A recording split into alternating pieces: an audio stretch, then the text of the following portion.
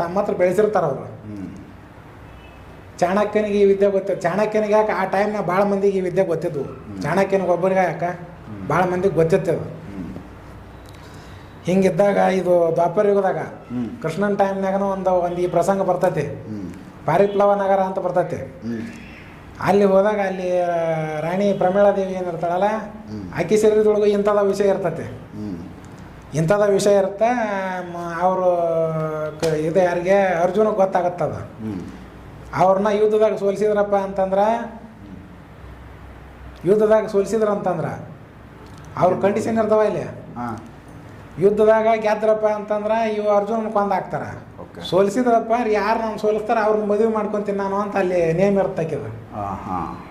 ಯುದ್ಧದಾಗ ಸೋಲಿಸಿದ್ರು ಸಹಿತ ಯಾರು ನಾನು ಸೋಲಿಸ್ತಾರೆ ಅವ್ರನ್ನ ಮದುವೆ ಮಾಡ್ಕೊತೀನಿ ಅಂತ ಹಾಕಿದ್ದು ಒಂದು ಕಂಡೀಷನ್ ಇರುತ್ತೆ ಅಲ್ಲಿ. ಗೆದ್ಲಪ್ಪ ಅಂದ್ರಂತೂ ಮುಂದೆ ಗೆದ್ದವ